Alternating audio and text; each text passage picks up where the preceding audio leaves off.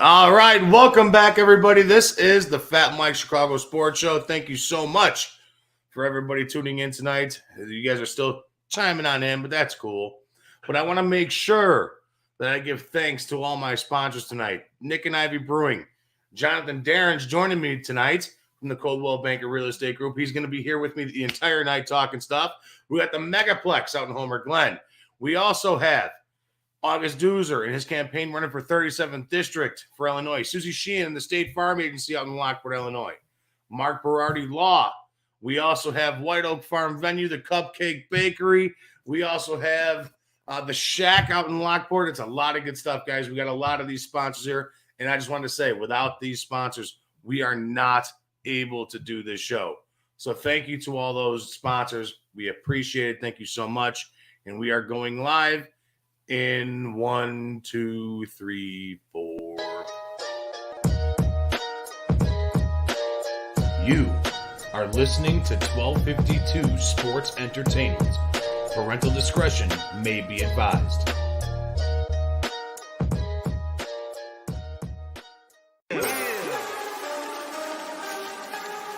Woo! It's about that time. FatMike, Chicago Sports. Yeah. Finally here. Shot City Sports is right here. Updates on news, get it here. No rumors, cause we keep it real. FatMike. Sit back, relax, sugar beer, one of them nights. Hey, this is Carmen DeFalco from ESPN Chicago, and you're listening to the FatMike Sports Show. Hey, this is Dave Richard from CBS Sports, and you're listening to the FatMike Chicago Sports Show. Hi, this is Jesse Rogers for the FatMike Chicago Sports Show. Hey everyone, I'm Scott Merkin, the longtime White Sox beat writer for MLB.com and proud graduate of the University of Michigan. You're listening to me on the FatMike Chicago Sports Show. This is Chuck Arfine, and you are listening to the FatMike Chicago Sports Show. It's the best. Hey, what's up? This is Greg Braggs Jr. from Braggs in the Stands, and you're listening to my guys on the FatMike Chicago Sports Show. Boom! Hey everyone, Freddie Huebner from ESPN 1000. Great to be on the FatMike Chicago Sports Show. I'm Dan Zaborski, senior writer for Fangraphs, and you're listening to FatMike Chicago Sports Show. I'm JJ Stankovitz from NBCSportsChicago.com and the Undercenter podcast, and you're listening to the FatMike Chicago Sports Show. Hey Sparkle, you know what I listen to? It's the FatMike Chicago Sports Show with my guy, Fat Mike. If you listen anywhere else, no shock. Listen to Fat Mike. He's the best.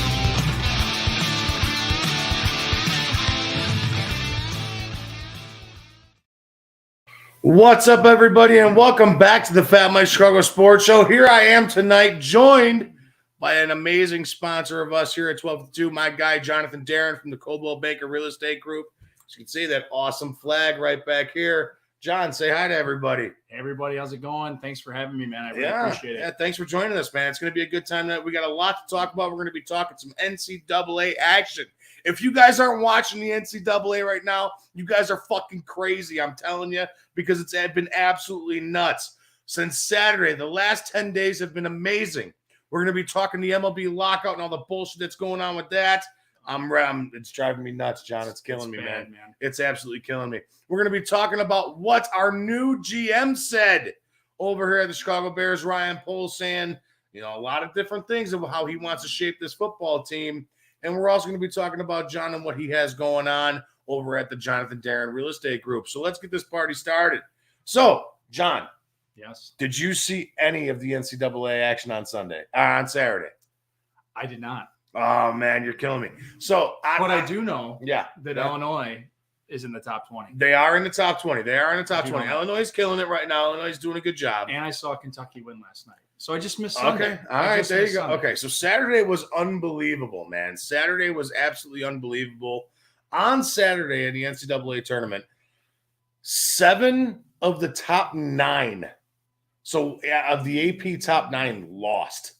So like Auburn, Arizona, Gonzaga, Kansas, That's great. Kentucky. It's awesome. Yeah. Parity. It was a great Saturday to sit there and watch football or watch basketball. It was absolutely phenomenal. All right, I sat there all day over at our guy Nick and Ivy, Paul. Yeah. I sat all day over there watching basketball. And it was awesome. I couldn't believe it. It all started off with Michigan State beating Purdue, and that was like yes, because I hate Purdue because of a mutual friend that I have through the podcast stuff. Okay. All right, through the podcast stuff, he's a big Purdue guy. Greg Braggs, I'm shouting you out, my guy. Pig Dog Video, what's going on, Mike? You think Loyola makes to the tournament? We'll touch on that. All right, my guy Harry Berg says Duke will make it to the Final Four. Book it. Duke will not make it to the Final Four.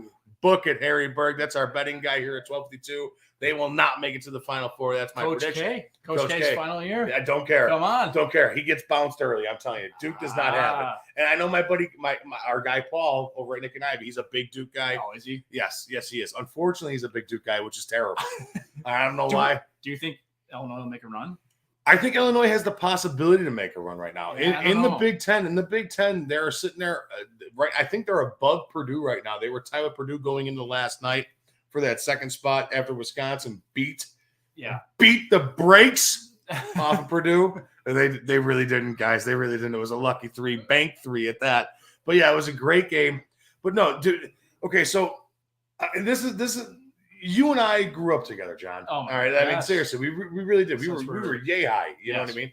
So we grew up together, and baseball has always been one of those things. Like no matter what clique we were in high school or grade school or whatever, ever like that, I'd always suit you out and be like, John, what do you think about the Cubs? John, what do you think about the White Sox? Yeah. And we'd have that conversation even when we were 10, 11, 12, 17 years old, 21 years old, sitting in a bar.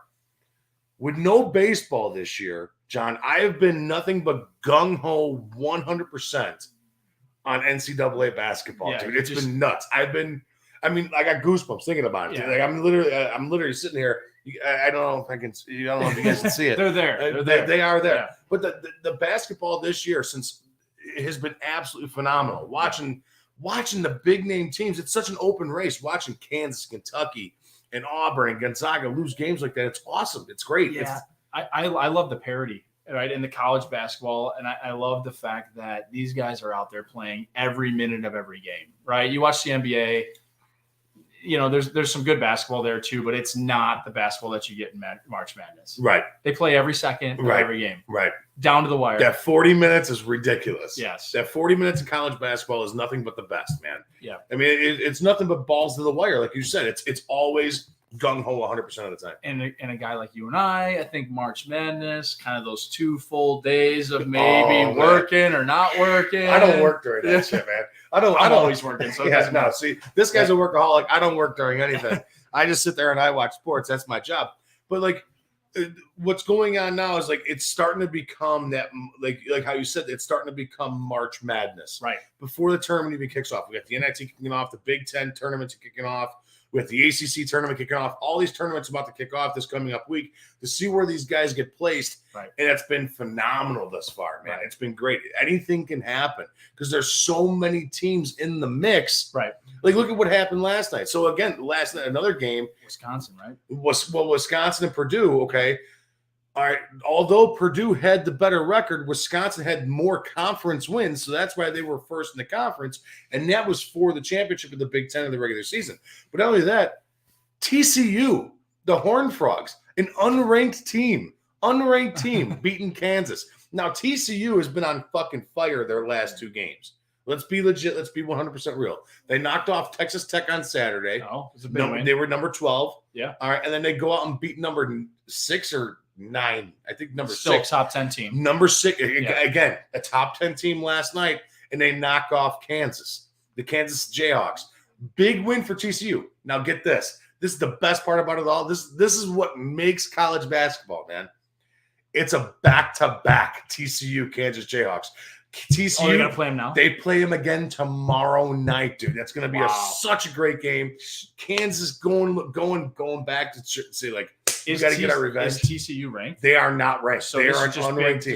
It's just big couple games. And they are definitely going to make that 64. They're definitely going to make the 64. Well, let's watch it. They have to. So tomorrow night, TCU has a chance to be like, hey, yeah, we are better than Kansas, the number 6 ranked or 9th ranked team in the country. Yeah. Or Kansas City has stepped up like, oh, it was a fluke. It was a fluke win. Yeah. After they just lost to Arkansas last week, too. And then we got Arkansas playing again tonight. Arkansas plays LSU. Another great game going on. LSU's no schlub. They're 22-6 or something like that, 23-6.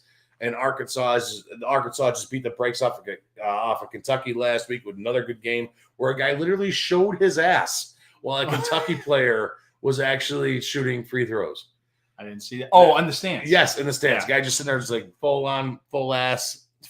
blown ass. Yeah. In the stands. It was awesome. I loved it. Your boy Harry says Kansas is going to win big. Kansas win bigs, book it. Let's see what happens. I'm going to take the underdog. I'm going to take TCU.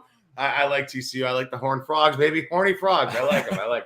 So, John, like we were saying, we always revert back to baseball, you and I. And obviously this week there was a lot of stuff going on with the baseball news. Obviously the first 2 series of the regular season have been canceled and nixed. What are your feelings on that? Because I know you're a big baseball guy. Yeah, and for me, I'm a White Sox guy, so right. I know you don't like that. Right, right there, guys. But for me, I mean, we're there. Like our team's legit, you know. So I don't want to see anything get canceled too far out here. I think that the play. It's hard to pick a side, right? But I think that these owners are making money. Oh yeah. So it's really hard to not take the player's side in all this. But I think that the biggest thing for them is like, we need to make a deal because they're going to start missing more and more games.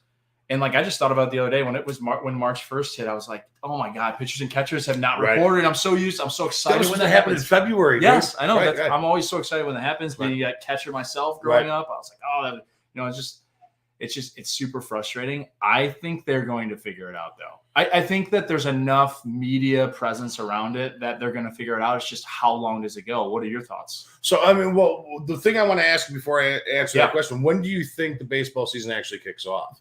After the first 2 series being canceled of the year, do you think we have baseball by April 1st? No, obviously no. I'm sorry, May 1st. They said right now it's April 7th would be like the old agreement right now. Right. April Do you think we have Major League Baseball by May 1st? I think they figure it out to have it by May 1st. I think that's going to be the goal, and I think that's what they're going to do. John, I really hope you're right. See, I really hope I'm right too because I got a Sox fan. Exactly. Yeah. And John, like, see, I'm more like, I'm not the glass. You've known me for years, man. I'm not the glass is half full. I'm not the glass is half empty. I'm the glass is where it is. Sure. All right. I'm that type of guy where if it looks like shit, smells like shit, tastes like shit, it's probably shit. You know what I mean? So it's most likely shit. And it's exactly what I think about this MLB CBA going on, the bargaining agreement going on. It's just a mess right now. I don't think we have baseball until June 1st. Okay. And that's where I sit. I'm now that's me being as conservative as I possibly can be, but I don't think we have baseball until June. Do you think that if we go to June 1st, are they going to extend it? But it's hard to extend. No, you can't extend. Because if you extend, you're eating games. They're canceling games. It'll be from June 1st on, whatever the regular season schedule will be. And that's exactly what it is. Harry Berg chimes in, billionaires fighting with millionaires doesn't make sense at all. Shaking my head. And Harry, he's right to a point. Yeah. All right. And it's but I was just saying, the players signed this agreement before. Right. All right. And now they're trying to take stuff back, and the owners don't want to give it back. Right. All right. Now, whatever it be, whether it be the manipulation of the service agreement, the time service agreement, where it's like, hey, we're going to keep Chris Bryant down for 2 extra weeks because we get an extra year eligibility and contract control of him. That's bullshit. Right. All right. So now they're trying to take that back, and the owners don't want to give that away. Right. And now there's also a big money discrepancy there too. So I mean, that saves them a ton of money. Millions. Yeah. Across the board. Right. And there was a report. And that person then is a free agent just 1 year later. So that type of stuff, though, I get where the owners are coming from on that. And I think that they just don't want to be taken advantage of because they did have those couple of years but everybody struggled during those years. The thing is, and like Harry said, billionaires are struggling. I think the biggest thing is everybody knows how much money they make. Right. They're trying to say that they don't make this money. Right. So like as a business owner, myself, I feel like eventually they have to figure that out because the player's not playing. Like they're not going to go get a bunch of scrubs, like Right. and do the replacements, right? Because like that would hurt the game. There are plenty of guys out there that can play the game, but not to that level. Right. And this is the thing. Like you just reiterated that you're a business owner. You're a small business owner. So am I. Okay. We're 1252. We're here at Dogpile and stuff like that. All right. Now I don't make as much money as the New York Yankees do, but you can technically say that they're a small business. All right. That you can really say that. They're a part of a. They're not Amazon. They're a part of a league. Well, they're a part of a league. They're a part of an institution that is divided up into 32 parts. Sure. To where they are a small business. Just because they have the big name of the New York Yankees doesn't necessarily cut them out of it being a small business, right? All right. So now this is the thing that pisses me off.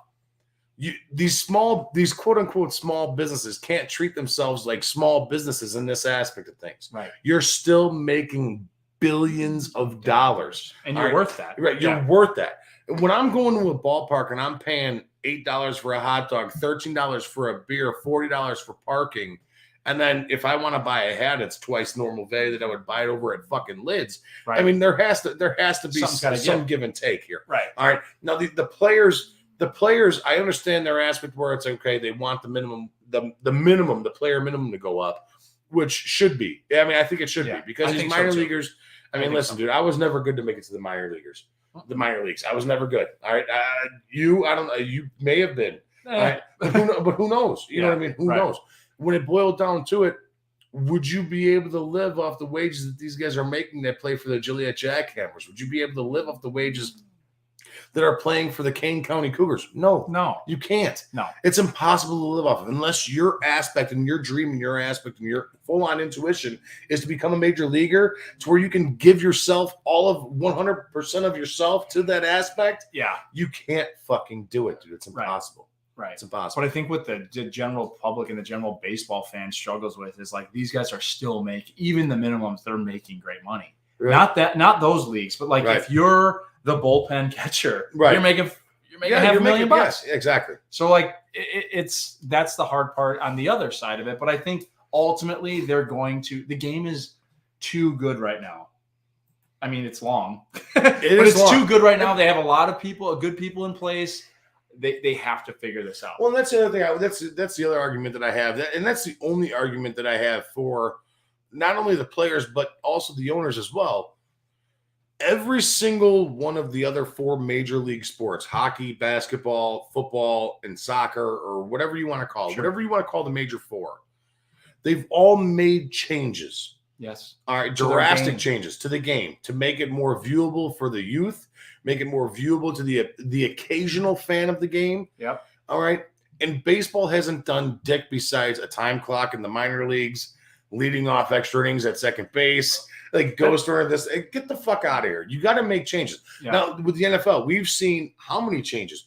Protecting the quarterback, protecting wide receivers, the kickoffs, this, that, the other thing. They want the scoring up. And they want the scoring up. And scoring up brings more viewership because it's more fun when a game's fucking 38-33. It also brings fantasy points. Come on. Exactly. And that's a big thing. Yeah. And that's red zone. Exactly. Yep. Exactly. And that's one thing that baseball is definitely lacking is they haven't done anything for the game to adjust to appeal to a younger network of besides changing the baseball. Right, exactly. Why are we hiding it? Right, play it, do it. If you're going to make these changes, do it. See if it works. If it doesn't work, we all bitch about it for a season, and then you go back to it and do it the next year. Fuck it, don't worry about it. Like the PI and and then now they got like this thing where their pitcher comes in, and he has to stay a minimum of 3 batters after the starters take. It's a bunch of bullshit. Yeah, it's a joke. Yeah, it's messing with the game. They got to figure it out, but I think it starts with like who's in charge and who's helping. The commission is not helping any of this. And I know there was teams that today that have come out there like, we don't care. Let's fucking play. Like I saw like Rizzo, like a lot of these like actual teams. Yeah. Teams. They were like, we don't fucking care. We want to get the shit going. I think that's the Red Sox, Yankees, Cubs. I was just gonna say Angels were one of those teams. The Mariners, who's a shit show fucking team, and has been for 10 years, were like, we just want to fucking play. Right. You know what I mean? I think that, and I knew where you were going with that, is I thought that a lot of the major market, big time, Dodgers, that want to play because they just want butts in the seats. They have the money. Yeah. It's like the Rays and these other teams that are like, oh, like we got to hang on to. Right. Well, you got to understand too, though. Like they kept on bringing up the Pirates. Well, why is it okay for the Pirates to tank every single year with a minimum amount of salary cap going to their players? When literally, I saw a thing the other day. I saw a thing today where it was, what the fuck was it? It was something along the lines of for a snap for one game played. One of the NFL quarterbacks made more money than the entire Pittsburgh roster does. Pittsburgh Pirates roster does. That's wild. Like, it's like, are you kidding me? Yeah. Like, are you fucking kidding me? Like, that's insane.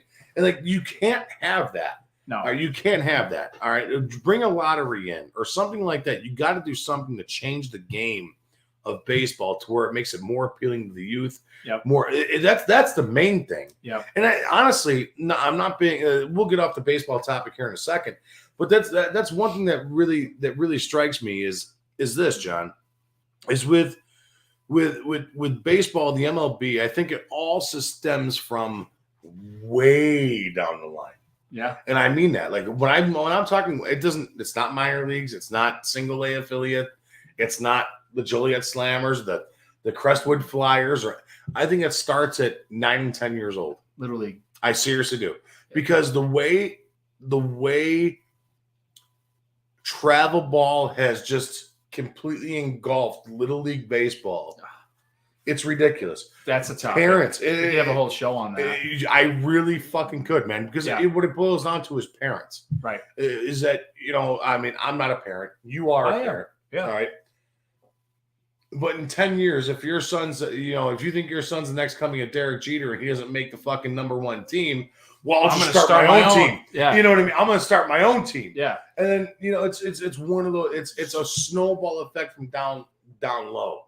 Back when you and I played, you had to make the team. You had one team. And you had to make it. If you didn't make it, then you just played rec, and then you tried again next year. Right. But there was one travel team. There was one. Now it's, if your kid's not good enough, you're starting your own league. Right. And you're doing another travel team. So it's just so diluted. So now every team's got one good player instead of like 9 to go play the next town. And listen, parents, your kids are not going to be Derek Jeter. Your kid sucks. Okay? Your kid he's trash. All right? There's a reason why he didn't make that fucking Little League team, that Little League travel team. It's because he can't hit a fucking curveball. Okay? That's the reason why. Or he can't field the fucking ball and he can't catch the ball with 2 hands because your kid blows. That's why he's not on a team. All right. So there you go. There's the answer to everything. I just solved it. We just saved a whole show. We just solved it. Yeah. We just saved consolation trophy. We solved it. We solved it. So really quick, guys, before we come, we're going to take a quick little break. And when we come back from the break, we're going to sit down with John, hear a little bit more, talk about what he has going on over at the Coldwell Banker Real Estate Group. So you guys hang tight. And we'll talk a little bit more about what's going on in today's sports as well. So on that note, we'll be right back. Stay tuned, motherfuckers.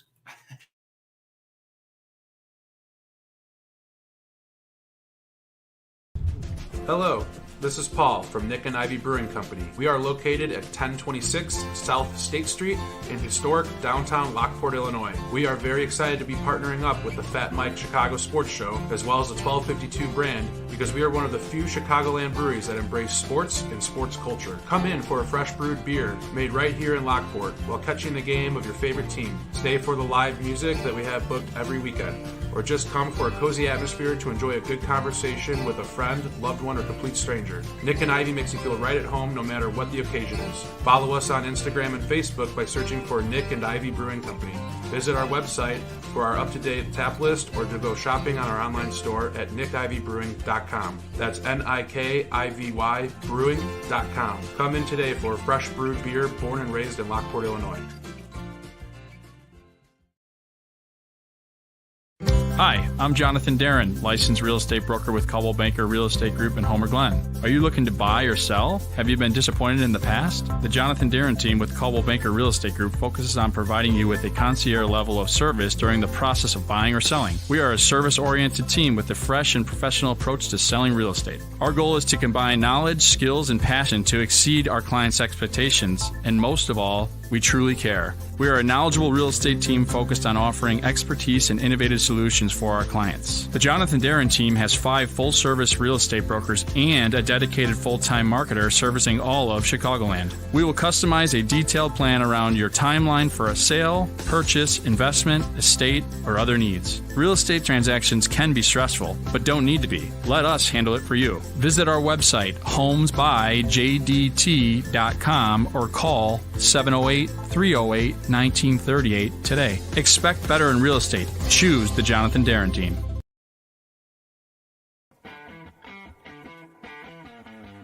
Megaplex Sports Complex is a 78,000 square foot center filled with hardwood and turf. They have baseball rentals with batting cages, softball, soccer, lacrosse, gymnastics, cheerleading, cornhole, basketball, volleyball, and pickleball. It also features a bar and grill with the best pizza and beef sandwiches around. They cater to events such as birthdays, graduations, corporate parties, as well as memorabilia shows. Check them out at Megaplex Sports Complex, 15301 South Bell Road in Homer Glen, 708-966-4210. My name is August O'Neill Doozer, and I am running for the 37th State Rep, which incorporates New Lenox, Mokina, Lockport, Frankfort, Orland, Tinley, and Homer Glen. I stand for pro-life, pro-Second Amendment, pro-education, pro-police, and pro-vets. I believe that we should have a card for the vets, and they could go for service at any hospital or facility in the state of Illinois because they deserve it. My father and grandfather were Chicago policemen, and you can see them on my website at www.deuser.us. I was a police officer, and I went back to school and became a teacher of students with emotional conditions. I have been on the front line for 30 years. We need to change the culture of politics in Illinois. If you elect me, I will do my best to change the culture. I have integrity going into the job and can't be persuaded to follow the status quo. Visit my website at www.deuser.us.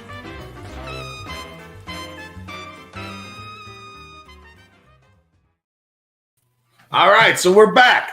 And we're back with, again, my guy over at Coldwell Banker Real Estate Group, Jonathan Darin. You can see his awesome flag right behind us there hung up, kicking ass, doing his thing. So, John, I want to talk to you. You hung out with me here, sitting here talking sports for like the last half an hour. And I appreciate that. Sorry about that. Dude, I love sports. Come on. That's how we met. That's one thing that I want to, like, introduce to everybody that hangs out with us. And, you know, like we had Paul on a few weeks ago. Yeah. He's not just a beer guy. He's a normal fucking dude. Yeah. And same thing with you. All right, you are a normal guy. You just have an awesome profession. You sell houses. Yeah. And actually tonight you came on over early tonight to help my wife and I. Legit, this is no bullshit, guys. Yeah. John came over early tonight. I bought a pizza from Phil's Pizza out in Oak Lawn. I'm going to give him a shout out, Phil's Pizza. Good pizza, Phil. Fucking great pizza. Yeah. Great pizza out in Oak Lawn. Phil's Pizza. Make sure you guys go there. But I had you come on over here, hang out, and take a look at our house because my wife and I are looking to sell the house. But, John, how did you even get involved into the real estate game? Oh, man. How did it even happen? What exactly happened? So, actually, I work for a family-owned franchise at Coldwell Banker Real Estate Group, which is through my family. But I always said I'm never getting involved. Mm-hmm. Never going to do it. Never want to be around the family business. I don't want to do it. Nope, not doing it. I went to Eastern Illinois. Paul did as well. And studied business management. And out of there, started a retail job. Didn't like it at all.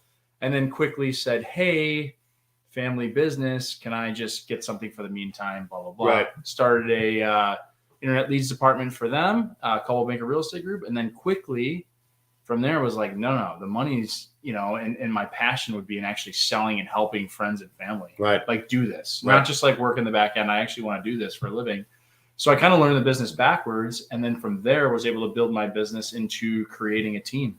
So the Jonathan Darin team now is not only me, but I have 5 other agents working with me and a full-time marketer. And that's what I was going to say. You have quite a bit of help helping you out over there on your team. You completely fortified a whole team to help you sell homes. Yeah, I think that's the biggest thing now, Mike, is, things are in the market that we're in real estate wise. And, listeners, I'm not sure how many people have their finger on the pulse, but it's a crazy market out there right now. So it's really important to have like a true professional that does it full time And with as busy as we've gotten over the years, it was important for me to continue to grow my team. Right. So that we had people that could service. So like if obviously I was coming here tonight for this and for that, but like if I couldn't make it on an appointment, I have 5 other people that know exactly what they're doing. They're all trained and know the whole process of it. So it's nice that if a house popped up tomorrow and I'm booked with, Paul showing him a house, you can go out with Stephanie, Pat, John, and they'll take you and go and see that. That's great, man. That's absolutely phenomenal.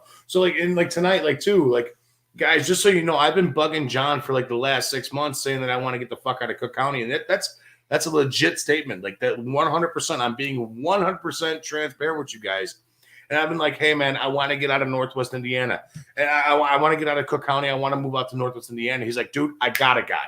I have this, I have that. So anywhere you guys are looking to go, this is the guy you need to call. We played his commercial earlier, and we're going to give him more props up a little bit later too. But this is the guy you need to call because he's going to be helping me out personally again, and I can't wait for it. So we could talk about you a little bit when I'm showing houses. We could talk sports. Yeah, be like, oh, Fat Mike, that guy? He's a degenerate. Yeah, I know, he's terrible. But I think the biggest thing before we hop back into sports is it is a for real thing, and for us, it's a client for life. Like having you and Mags out to our Sox event. And that's what I was going to say too. It's you have this.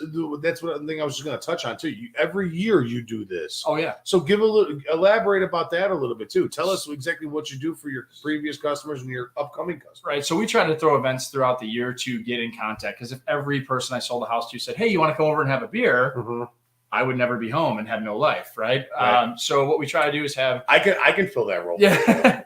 Yeah, you want to be the marketing guy. Here we go. No, I can just be the beer drinking guy. Yeah. Yeah. So what we try to do is have events throughout the year where we can actually give back to the people that have used us, have used our services. We're giving back to you. So our biggest event is a White Sox tailgate. Right. So which you saw firsthand, which is fucking awesome. Yeah. It's full blown. If you buy or sell a house with us, you will be invited to this event. We will have a full blown tailgate. I think last year we had just shy of 300 people there.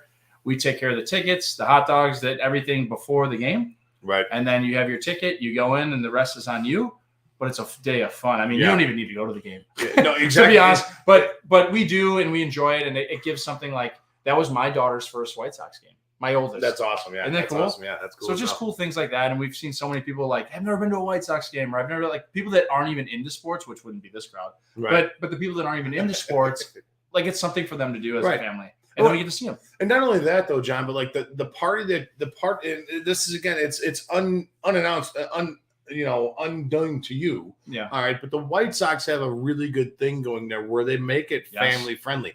And I know. Yeah. I am not a White Sox fan. I am a Cubs fan 100% of the way. But when I went to that event that you guys threw, the customer appreciation day that you guys had, I had so much fucking fun just hanging out in the parking lot, and people were like, "Oh my God, Fat Mike's here!" Yeah, and I'm sitting there taking pictures and having. There's a couple pictures with me and a couple hot moms that were sitting there at the house from you, and I'm sitting there I'm like, "This is awesome! This is great." And it was a fun time just to sit there. 2 hours, 3 hours before the game even starts, we're sitting there. You guys are grilling up hot dogs, dishing out beers. You guys got the vodka up on the rack. Did you make it in the big tour bus that we have? I did. That tour bus was awesome. Yeah. That thing was badass. Yeah. And it was seriously, it was so much fun just being there with everybody and just I appreciate you inviting my wife and my family. It was a lot of fun. And it was Paul over at Nick and Ivy again that came on out with us. Him and his wife. He brought a cooler beer. His kid T. And I mean, it was so much fun just being a part of that type of aspect of thing because that's something that you can't do at Wrigley. Right. You can't seriously park a fucking tour bus out front and just grill up all day. And it was a lot of fun that you guys invited us, and I really do appreciate it. That was a really great time. Well, thanks for coming. We'll do it again. I can't wait, man. I can't wait. If they play. If the fucking MLB gets their shit straight, all right? If they get their stuff. If not, we'll just show up in the parking lot and just do the tailgate. Yeah, I'm cool with that. So too. Either way, yeah. And then we'll call us. We'll help you. We'll do it. Well, let me rephrase my buddy Jeff Schwartz. I'm gonna hashtag him this after it's all done.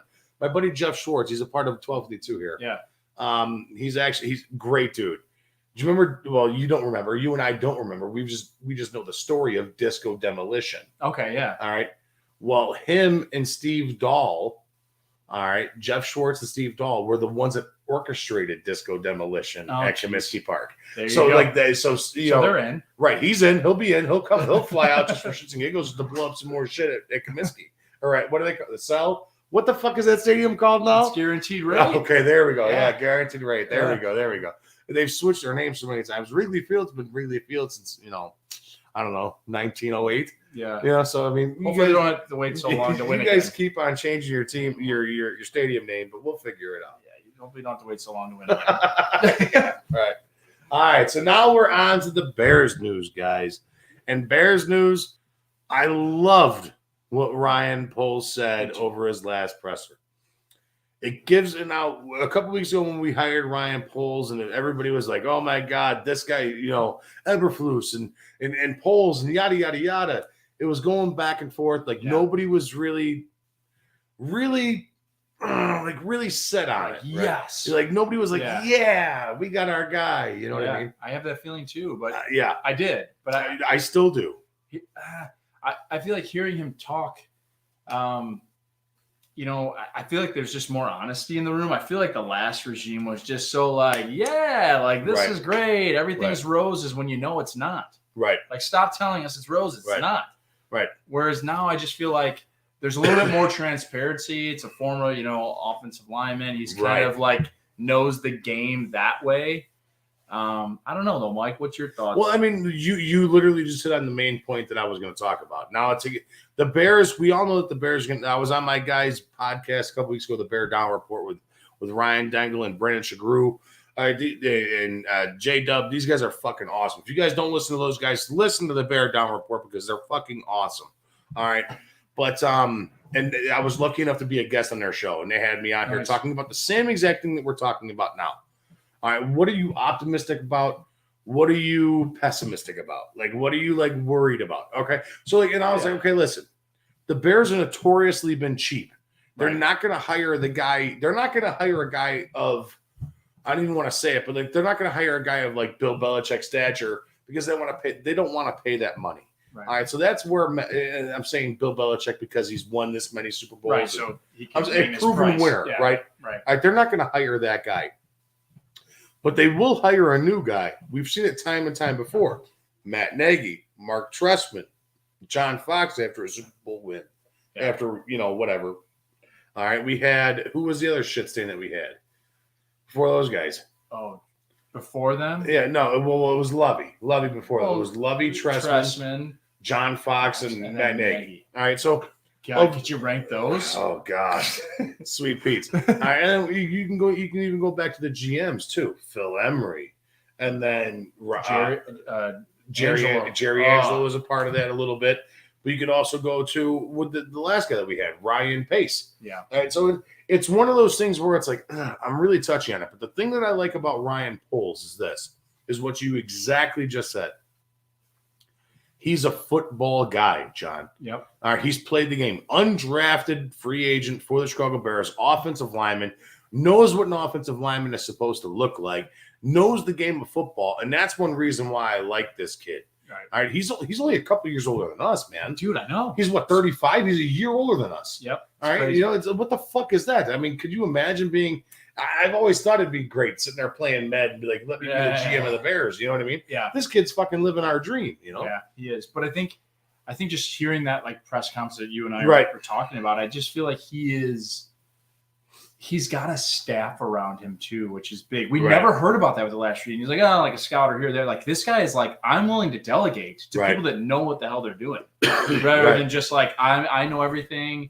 Me and Matt know everything. It's more like we're creating this business of scouting and all that stuff. So I do like hearing that stuff, but I hope we're just not drinking the Kool-Aid. No, but it's different. It's something new that we haven't seen here in ever. Now, I'm not saying forever. I'm saying in ever. Right. We've never seen that before. A GM come in here and be like, this is the way this shit's going to run.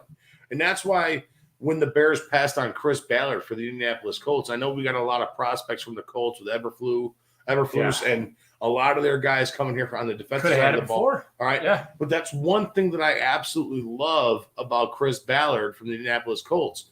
You've seen week 17, the very first, before the playoffs kicked off, he said in a press conference, I'm not here to talk about why we got our asses kicked by the Jacksonville Jaguars. Right. Word for word, verbatim. Yeah. What he said. Right. If they win that game, the Colts win that game, they're in the playoffs. For sure. It's done. Yeah. They end up getting fucking trounced by the Jacksonville Jaguars. He comes out pissed off. And now it's like, we don't know if – he even said, we don't know if we're keeping on to Carson Wentz. Yeah. That's what the fuck I want out of my GM. And if Ryan Poles, I feel like he has that demeanor a little bit. Yeah. He already said today, he's like, we need to get lighter and faster on the offensive line. Right. So what does that mean for Tevin Jenkins' fat ass? You know what I mean? What does that mean for, James Daniels? I think the thing is I don't think he cares. I mean, you got to work with what you have, but I don't think he cares. I think his thing is like, you got to go, you got to go. You got to fix it. Yeah. Like you got to fix it. Yeah. And, Kaplan said earlier today, he was talking, David Kaplan. In fact, I actually was sitting there chatting with him before he came on by. I like David. Dave's great, dude. I love him. He's a hard on at times, but I love him. He's very stern and very set in his ways. But I love David Kaplan. He's a great dude. I love him to a T. All right. But him and I were earlier on today on the Cap and J Hood show. He's like, listen, I remember this story with Alex Brown when Lovie Smith came in. Lovie Smith gave Alex Brown a call. He's like, what do you weigh? He's like, I'm at 285. He's like, I need you to get down to 260. And just hung up. I guess Alex Smith was at that point sitting there at his pool drinking a Corona. Dumped the beer out and say, I need to go for a jog. And that's exactly what we need here. Yeah. All right, we need that type of facilitator to run this team. That's exactly what the Bears need. If Tevin Jenkins' fat ass is overweight with a bad back, chances are, listen, I'm a fat dude. I got a bad back. If you're a fat shit, you got a bad back, chances are because you're a fucking fat shit. You know what I mean? So go out and lose those pounds. But the Bears are right. And I see I can understand what he means by saying, on the offensive side of the ball, that we need to be lighter and faster. Right. Do you understand what that means? Yeah. On the offensive line, you got to be able to throw those screen passes. You got to be able to have that out. You got to be able to have with a quarterback with Justin Fields who can run like Lamar Jackson, who can run like Justin, or can run like Patrick Mahomes, who can run, again, this is not going to be in comparison, but like Danny Dimes, he can run. Yeah. All right. You got to be able to quick to give blocks. And if that offensive line is slow and fucking immobile, this offense is going to be in a rut. I think it's about building the team rather than like, ooh, we can go sign this guy. Right. And then all the fan base can be happy because we signed this guy. We signed that guy, but you could have signed 3 guys. Right. That helped the team. Right. So if we think that Justin Fields is the guy, which fingers crossed, hopefully he is. Right? I mean, at this point, he's got to be right. So if he feels like he's the guy, like, how can we make him better? And obviously, this guy's going to, Ryan's going to be offensive line, but I also think I'm hearing a lot about wide receiver too. Right. And it's quick to everybody say that Olave, right? Like, let's go get Olave because like they're seeing the Joey Burrow and Chase, Jamar Chase, right? So they're seeing that, which is like, yeah, that's cool. Like, I'll take some of that. Come in and already have a repertoire with your wide receiver as your number one. Yeah, it'd be fantastic. But like, let's not trade the world for him. Let's remember what we're trying to do here. Right, and that's. I hope that he limits himself to that. Like, hey, let's not take. There's always those teams that take the best guy available, right? That they don't need. Right. You understand what I'm saying? Like a tight end. Like this is the best guy available. We have to take him. Right. No, you don't. You got to fill your need first. Right. And the Bears, like I've been saying it over and over and over again over the last couple of weeks, they have holes on both defense and offense. I feel like for the Bears this year, like there's holes everywhere. So it is almost like the best available, right? I mean, because like there's just a lot of holes. In a way, yeah. In a way, yeah. You're right. I mean, they need a safety. Maybe not with their first pick because they don't have a first round pick. They don't have a first round pick. They got a 2. They got a 2. A 3, possibly 2 3s if Allen Robinson leaves. No 4, a 5, and 2 6s, or 2 5s and a 6. I feel like watching that presser though, and just seeing him because he is so new to this, like being in the spotlight. Right. He's used to in the combine. He's in the back. I feel like he knows what he wants to do. But he's got to stand up there and answer all these questions, and it's like, you don't really know what I'm going to do. But I think he's got a pretty good idea. I've joked around, John. Like I really have. I've joked around where it's like it's sad. But I mean, I'm not too far off the beaten path when I say this. It's sad to know that there is tens of thousands, hundreds of thousands of people playing Madden football right now that can run a team better than the Chicago Bears have ran over the last 3 years. And I mean that. It is. I truly mean that. Now you're going to lose Allen Robinson. You're going to lose Akeem Hicks. Yeah. Fine. All right. Okay. Whatever. You're going to see. You're going to lose Danny Trevathan. You're going to lose Alec Ogletree. You're going to see a bunch of new faces. For the people that think the Bears are going to go fucking 11-6 next year, just don't. Just stop. No, we got to build it. Yeah, you got to build this team. I expect them to suck again next year. I wanted them to suck the last 2 years and keep on to their picks. Yeah. All right, Yeah. to fill out these holes. We traded them all away anyways. So exactly. yeah. But here and that's exactly what it boils down to. We got our guy Mike Corona just got home from work. This video is the perfect company for my Netley poop. Thank you, Mike Corona. I love you, buddy. Love this guy. I appreciate you. This guy always chimes in with some always good shit. Mike Corona, thank you, man. Literally shit. Yeah, literally shit. Mike Corona, you're my guy, buddy. But like all these guys, it's one of those things, man. The Bears are in as much as we've said it over the past couple of years, John, they're in a purgatory. Yeah. Like they can't win, they can't lose. They're sitting in fucking mediocrity. Yeah. And that's what sucks about this team. We need it to go either one way or the other way. Right. And right now, as this team sits, it needs to suck. Yeah. It needs to suck next year to where we can get that pick, because this year's draft class is not all that good outside of the top 15. Do you feel like your quarterback's good enough though to make you you're probably not going to go number one pick. That's such a good question, man. It really is, because like you don't want him to get killed either. Right. You don't want him to get fucking annihilated. Like you have to. At least I feel this way. Like you have to root for him now. Like we did. Yeah. Yes, the last regime did that, but like we have to root for him now because the thing, it's different. It's different than drafting moving up and drafting Mitchell Trubisky. Okay, right. From All North Carolina. Yeah. Okay, that's different. Okay, because nobody saw Mitch Trubisky at North Carolina. Right. Everyone saw Justin what he's did. Everybody saw Justin Fields at Ohio State. Right. Okay, that's the difference. We know what Justin Fields is capable of. Yeah. Okay. The thing is what you said. Can I feel 100% going all in on Justin Fields? Yes, I can. But that being said, you cannot give him an evaluation based off of last year. No, you can't. All right. There are two things. Excuse me, guys. There are two things that I said that you can grade Justin Fields on. All right, from last year. One is his happy feet. Yeah. And two is turning the ball over. He had 24 turnovers last year, 12 fumbles, 12 interceptions.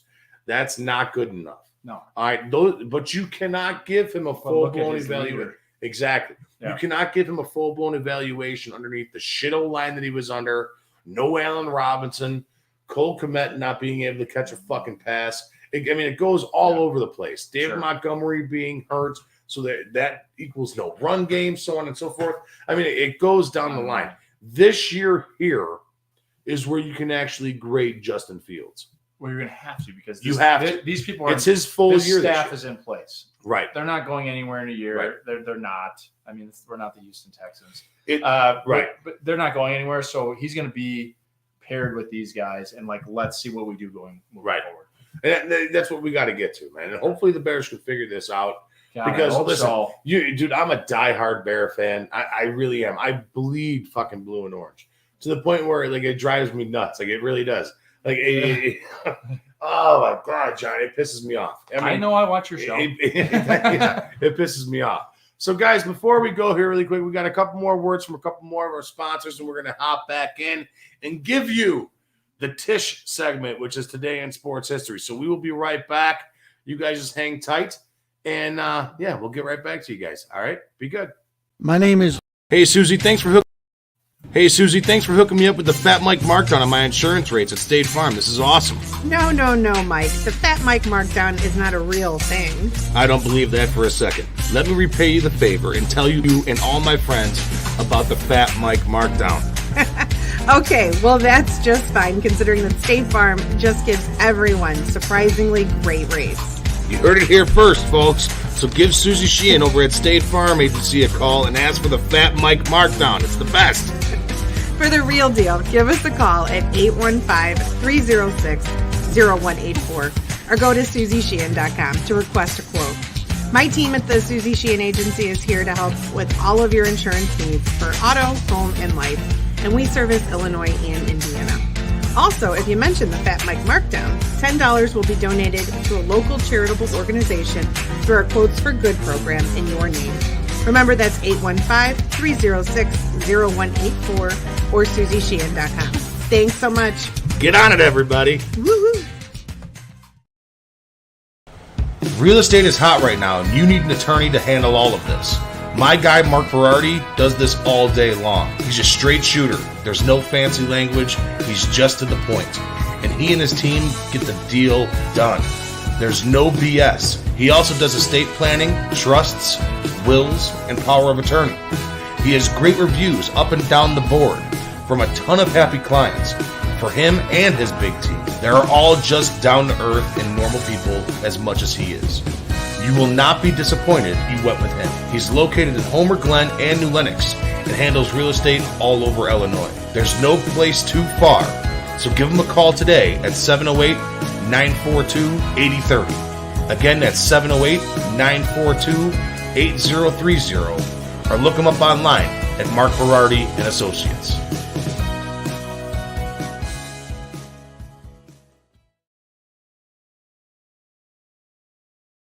Honey, will you marry me?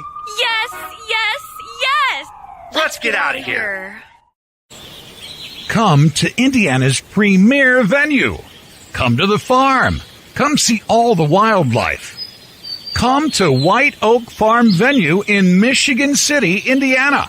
Come to our 80-acre sanctuary right off I-94 in Michigan City, Indiana. Come see all we have to offer from 2 brand new Amish-built barns with climate control. Come see the ponds with beautiful waterfall, meadows and wildflowers, and so much more. Come see our secluded venue. After you enter our private road, you'll be in your own world away from it all, with outdoor ceremony spaces, wood-fired pizza ovens, and lots of fresh air. Come enjoy Northwest Indiana's premier wedding venue, where you gather with your family and friends. Stretch your legs and enjoy the most memorable day of your life. Visit White Oak Farm Venue at whiteoakfarmvenue.com or on Facebook/Instagram.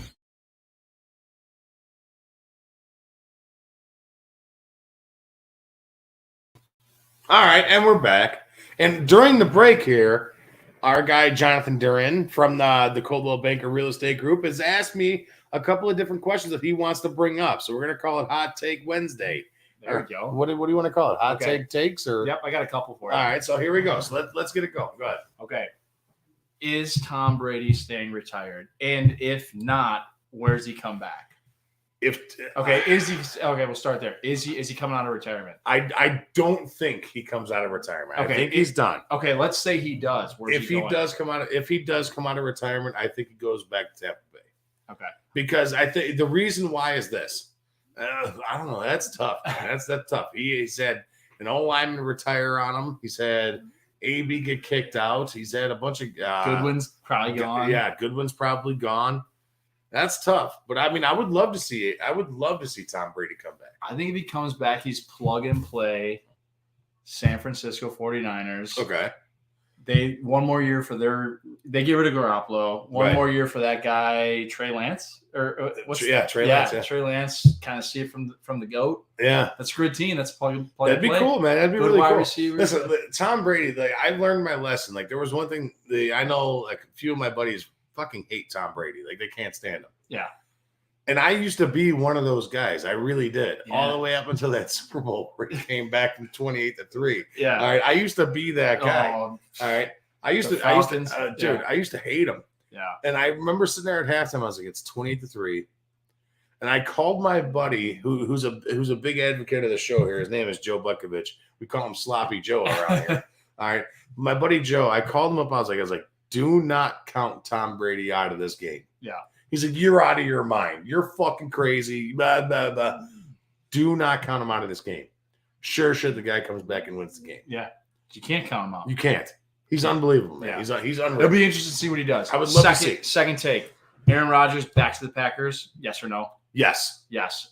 Kyler Murray, what the hell is going on there? I don't know what's going on with that. And I think he stays. Today was even worse because it gave an extension to the GM and Cliff Kingsbury. I saw that too. So, what is going on with that team? They've done everything in power to do everything right by Kyler Murray. They go out and trade for DeAndre Hopkins. They go out and get another running back. They go out and get A.J. Green. Yeah. They go out and get J.J. Watt.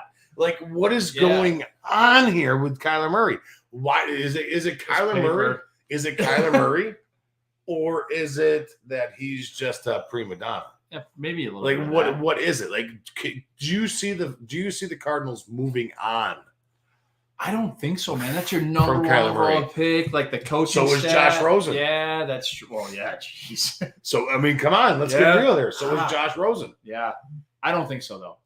Josh Rosen, I can see. I don't think they go away from them. I think they figure it out. It's just an Aaron Rodgers, drama thing. It'll be interesting. We got a comment here in the chat room. Let's see who it is. My Corona. God, if Brady wins in San Francisco, he obliterates Joe Montana's entire legacy. Yeah, that's true. Yeah, well, I mean, listen. Well, I don't know if that's true, my Corona, because don't forget that Joe Montana, 4-0. Yeah. 4-0 in Super Bowls, never threw an interception in those games. Right, but then he also goes like, hey, Garoppolo, you couldn't do it. Right, And I because did they it. have the beef Right, from and I did it. Yeah. And you know what? That's the thing. San Francisco is so close to being that good of a team. And I know my You buddy, plug him in, they this year's interesting. our guy Freddie Hubner is a big San Francisco fan. Really quick, I still got the picture of Fred Hubner here. Let me see if I can pull it up. There he is. Yeah. There it is. Fred Hubner's 49er helmet. How awesome is that? We were all drunk sitting in this house. Sure, he'd take Tom Brady as starting quarterback. Yes, I'm sure he would. Yes, I'm sure he would. But that's Freddie. I made him put on the helmet that he has in his downstairs, which is it's a monument. Yeah. It's a museum down there, dude. Everything. I mean, posters of Ted Williams smokes fucking Winston's. You know what I mean? It's like he has like that plaque and shit. That's it's awesome. crazy. But like it's so fun. But San Francisco is that guy away. It's Jimmy G. And if you look back at Jimmy G, the San Francisco 49ers, he always has you don't win because of Jimmy G. Right. But you do lose because of Jimmy G. Right, you could lose. You know what I mean? You can lose because of him because he always throws that timely pick God. where it's like, fuck you, Jimmy. You know what I mean? Like, are you kidding me? It's one of those things. All right. One of those things. John Morant. How about that dunk the other night? Fucking MVP, dude. You think so? MVP. My money is going to him MVP. Over Joel Embiid. John Morant has been absolutely lights out. Yeah. He is unbelievable. And the Memphis Grizzlies would not be where they're at without John Morant. Oh, no way. Did you see the other night that 360 spin move against the Bulls? Yes, I actually did. That was ridiculous.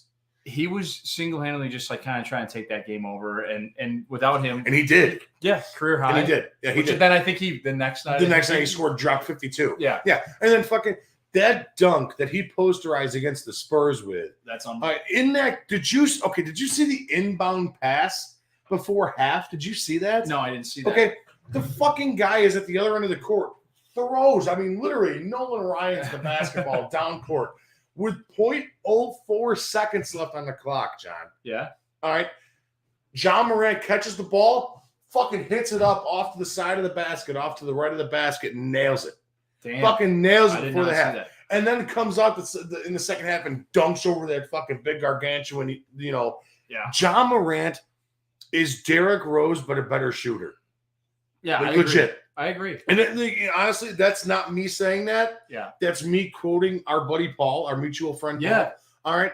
Nick and Ivy Paul. Exactly. Nick and Ivy Paul. But I mean, what it boils down to is Paul fucking nailed it. Like that's the best comp I can give him. Right. He's explosive. He He's got is it all. Yeah. unbelievable. He is hands down my pick for MVP this year.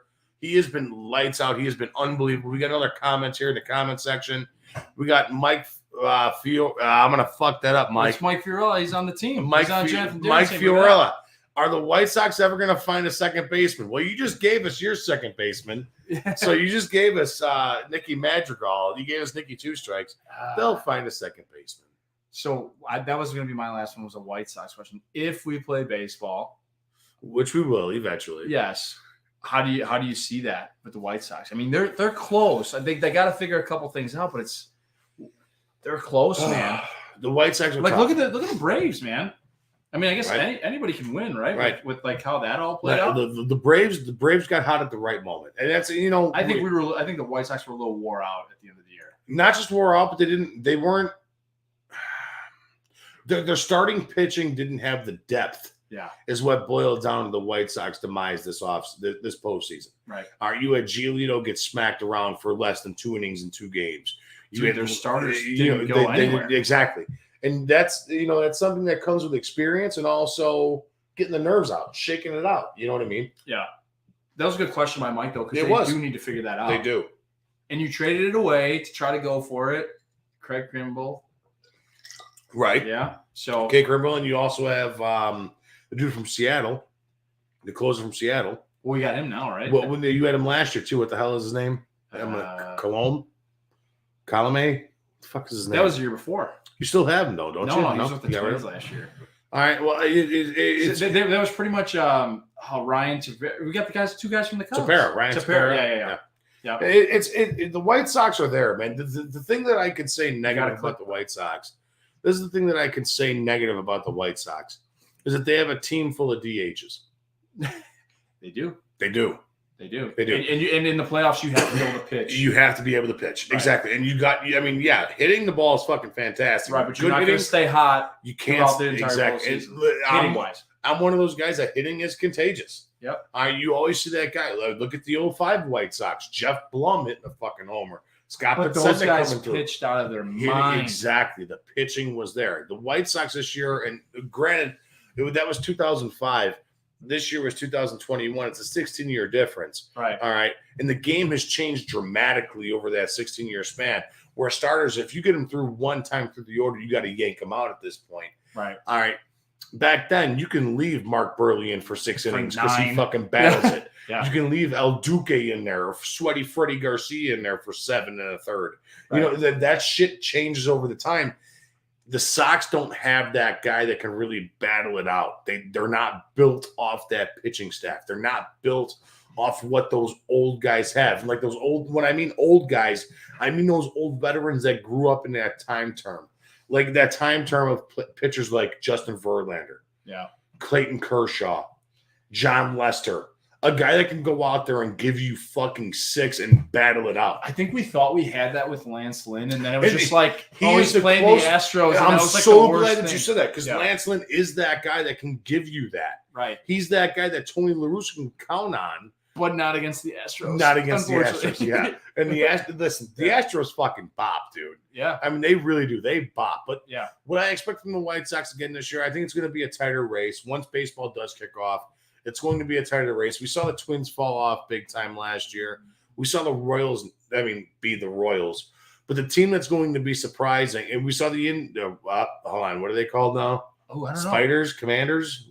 Guardians. The Commanders is the Commanders is the Washington football team. Yeah. Which they should have just kept that the fucking same too, by the way. They should have just left that alone. Yeah. All right, we got another guy. Nobody goes through the lineup 3 times anymore. Mo Beerman, you're saying exactly what I'm preaching, buddy. Yeah. Mo Beerman. This guy's can't. I mean, half these guys are putting their closers in the 4th. Right. I want to give Mo Beerman a shout out. This guy's like a loyal number 1, 12-2 fan. Yeah. This fucking guy is on every single show, commenting every single night. That's awesome. Mo Beerman, thumbs up to you, bud. Next time I see you, or if we ever meet, I owe you a beer, buddy. All right. But with the White Sox, with that name, I think he'll appreciate Mo that. Beer. Yeah, I think so. But like legit though, you're gonna see the Guardians may pick up a little bit here. They were injury plagued last year a little bit, but the team I think the White Sox really got to worry about, and this is me saying this now on March 2nd, 2022. The Detroit Tigers. Yeah, I don't know about that. I'm telling you, man, dude, they are so young and they got so much talent in pitching, hitting. That team is, and they didn't play half bad last year. I think Mike Fiorella will tell you that too, because he had something to say about that. The Detroit Tigers, they're going to be a hot team, man. They're going to be a hot team. Mo Beerman says, "Thanks, guys. Thank you, Mo Beerman. You're the man." But yeah, no, it's one of those. It's one of those teams that can be sneaky good and fuck everything up this year. Yeah, those are my hot takes. All right, because I didn't want to talk Blackhawks. I don't want to talk Blackhawks either. We'll save that's just gonna piss me off. Yeah, we're gonna be having we're gonna be talking Blackhawks here in the next couple of weeks. I got a couple of Blackhawks guys coming on. Yeah, I'm gonna. So it's gonna be a lot of fun. Tune into those shows. It's gonna be a lot of fun. Mike Fiore. There you go. There you go. Surprise AL team Tigers. Thank you, Mike. Thank you. So, guys, Each and every single week here at the Fat Mike Chicago Sports Show, we do a thing called TISH. T-I-S-H, not shit, not S-H-I-T. It's called TISH, and it means Today in Sports History. All right, what Jim Ahern learned to spell, Mike. What did I do? I didn't do nothing. Shut up, Jim Ahern. I don't know what you're talking about. I think he's talking about the other Mike. Yeah. Shut up. All right, but anyways, we do a thing here called Today in Sports History, and today we got some really cool events that happened. So I want to play that for you guys, and here we go.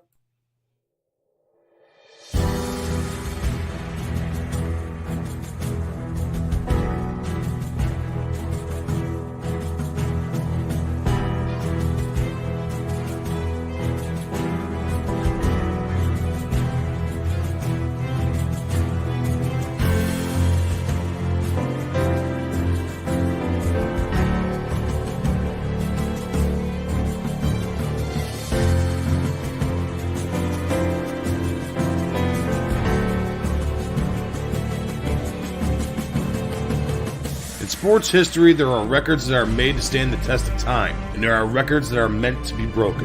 From hits, home runs, wins, and steals, to goals and assists and gold medals, passing yards, touchdowns, to receptions, dunks, points, rebounds, all with the same ultimate goal. That ultimate goal is being a winner and being a champion. This is Today in Sports History.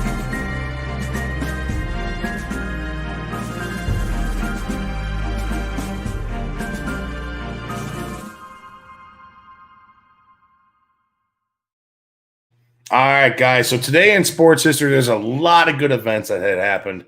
And again, this is all brought to you by onthisday.com. Amazing website to find a bunch of cool shit that happened on this day. It's so cool.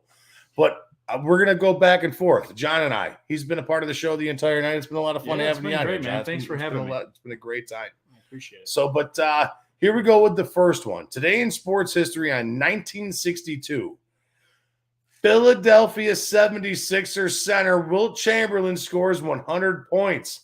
It's the most ever by an NBA player in a single game. It was against the Warriors in a win, 169-147 over the New York Knicks in Hershey, Pennsylvania. Is that what it is? 36 of 63 from the field, 28 of 32 from the free throw line. This fucking guy shot 32 free throw attempts, man. Dude, 100 Good points. Lord. 100 points in a game. That will never be touched. Yeah, that'll never be touched. That'll never be touched. Kobe came close. Though the scores are going way up. That'll never be touched. Okay, if you could place a bet on one guy that can do it, who would you do it? Who'd you place it on? Oh my God. It can't be LeBron, right? No. He's too old. No, if Jordan can't do it, no one can. Exactly.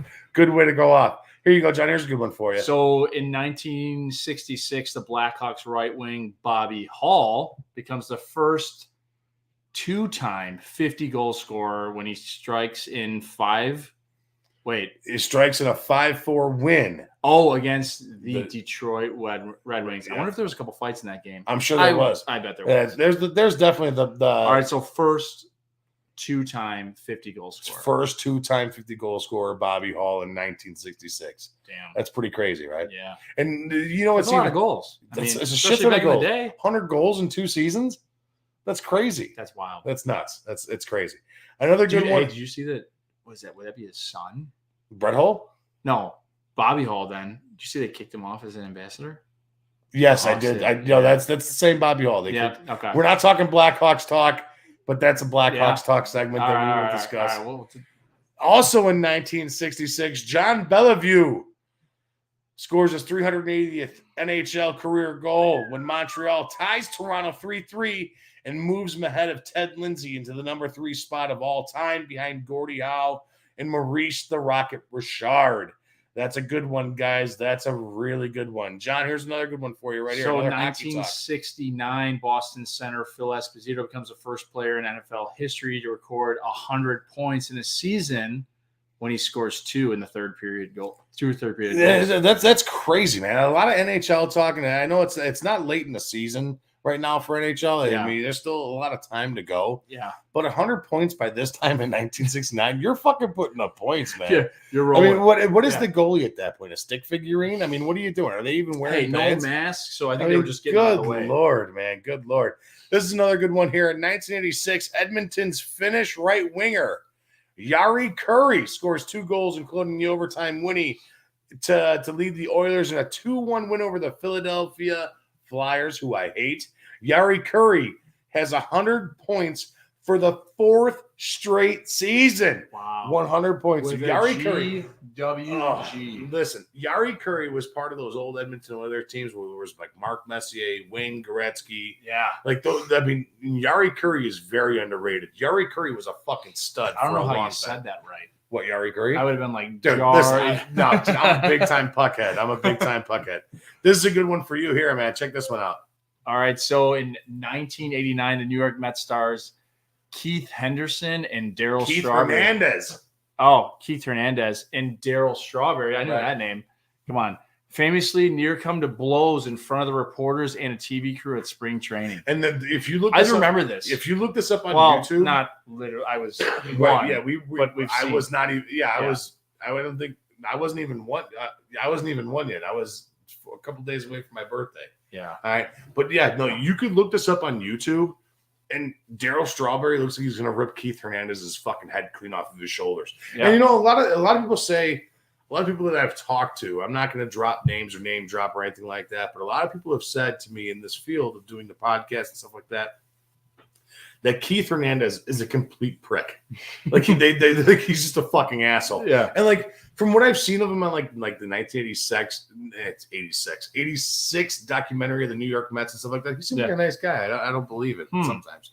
Here's another good one. Oh, today in sports history. Speaking of Bobby Hall, his son in 1991, Brett Hall becomes a 70 goal scorer for the second straight season and has 3 assists to help the Blues earn a 4-4 tie against, again, one of my least favorite teams on the planet, the Philadelphia Flyers. He finished the season with the NHL career best 86 goals in a season, guys. 86 goals. Good day in the Hall blood. Yeah, good day in the Hall bloodline. They're probably drinking tonight too. I would imagine so because I think Bobby so. likes to put it back. Yeah. Bobby likes to put it back big time. Bobby likes to put it back.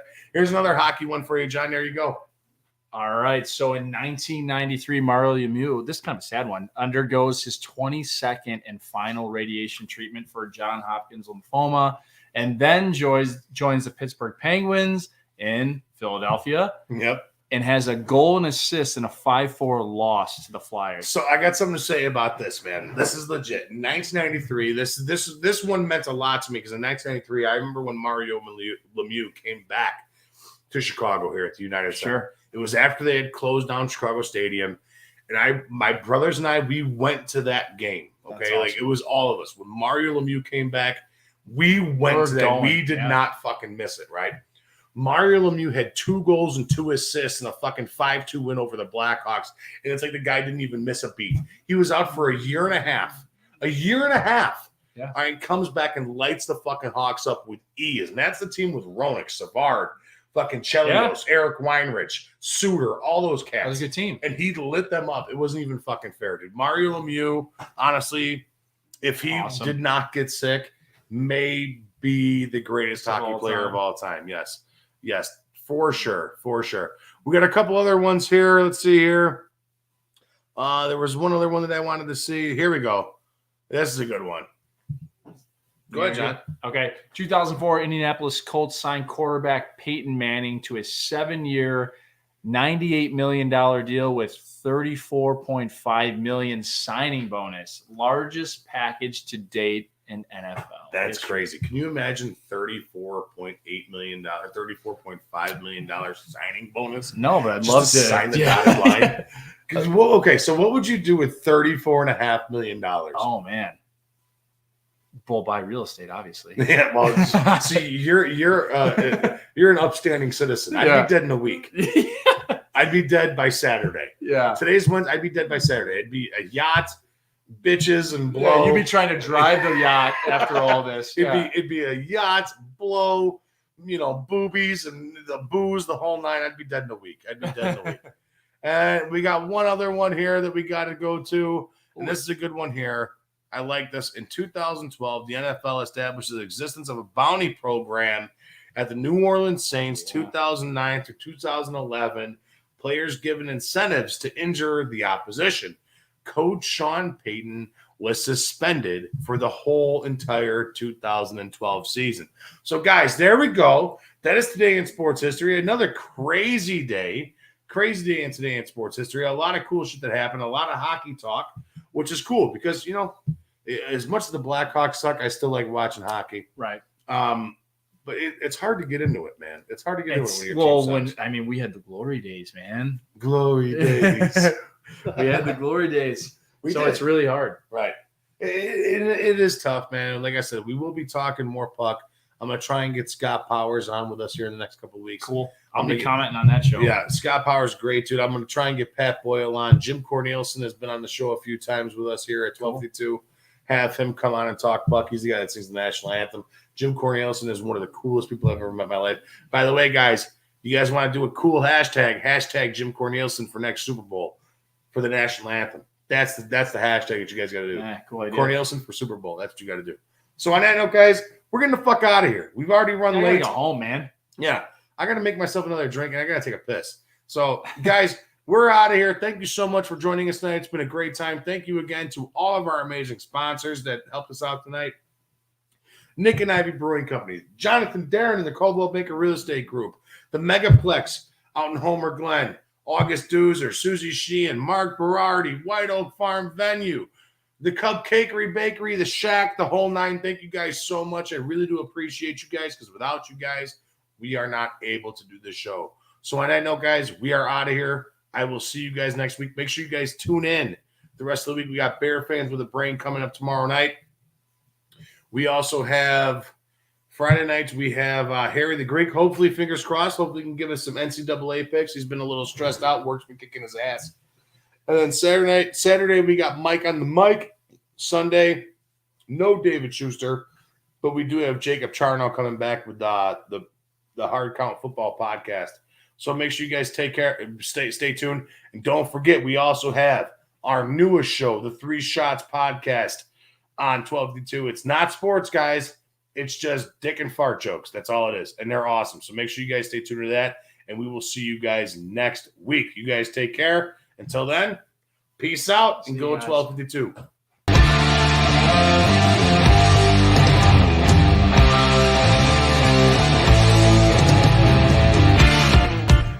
Thank you for listening to 1252 Sports Chicago.